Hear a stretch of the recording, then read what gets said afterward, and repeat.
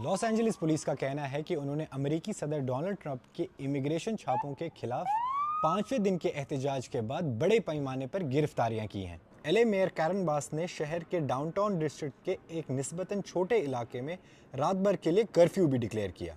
उनका कहना था कि बिजनेसेस में तोड़फोड़ और लूट मार की जा रही है। दूसरी जगहों पर इमिग्रेशन छापे जारी हैं। गौर करने की बात यह है कि इन्हीं इमिग्रेशन छापों की वजह से पिछले जुमा को एहतजाज शुरू हुए थे। अब आप सोच रहे होंगे कि ये क्यों हो रहा है।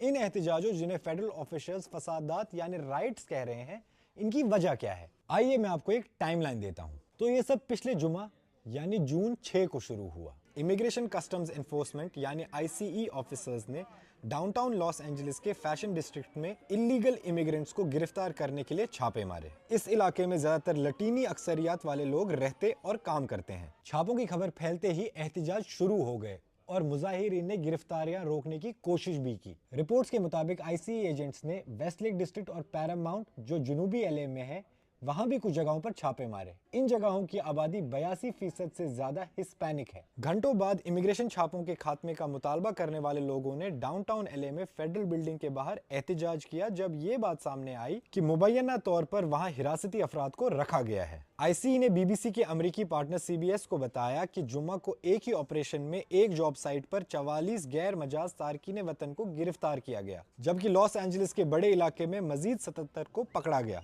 फिर 7 जून को एलए के पैरामाउंट डिस्ट्रिक्ट में एक हार्डवेयर स्टोर एहतजाजों का मरकज बन गया, जिसकी वजह ये अफवाहें थी कि वहां के रोजाना उजरत पर काम करने वाले मजदूरों को घेर कर गिरफ्तार कर लिया गया था। कम्युनिटी में रहने वाले बहुत सारे लोगों ने बीबीसी को बताया कि उन्होंने इलाके में इमिग्रेशन एनफोर्समेंट की गाड़ियां देखी। फिर होम डिपो पर छापे और गिरफ्तारियों के बारे में रिपोर्ट्स आईं। इस हिस्पैनिक अक्सरियत वाले शहर में एहतजाज फूट पड़े, जो पत्थरों और मोलोटोव कॉकटेल्स फेंकने के बाद पुरतशद्दुद हो गए। हुक्मरान ने हुजूम को काबू करने के लिए पेपर स्प्रे, रबर की गोलियां और स्मोक बॉम्ब्स इस्तेमाल किए। शाम में सदर ट्रंप ने अपनी अथॉरिटी का इस्तेमाल करते हुए कैलिफोर्निया नेशनल गार्ड के 2000 अरकान को बुलाया। नेशनल गार्ड को बुलाने का फैसला आमतौर पर रियासत के गवर्नर की तरफ से लिया जाता है। इतवार यानी 8 जून को नेशनल गार्ड का पहला ग्रुप शहर में पहुंचना शुरू हुआ। इसके बाद से सदर ट्रंप ने शहर में 4000 नेशनल गार्ड्स और 700 मरीन्स भेजे हैं, ये कहते हुए कि ये शहर को किसी गैर मुल्की दुश्मन के जरिए फतेह होने से रोकने के लिए था। इससे सदर ट्रंप का रियासती हुक्मरान के साथ तनाजा भी बढ़ गया। सदर ट्रंप ने कहा कि उन्होंने अब शहर को आजाद करने का अहद किया है, लेकिन कैलिफोर्निया गवर्नर गैविन न्यूसम ने उसे जमहूरियत पर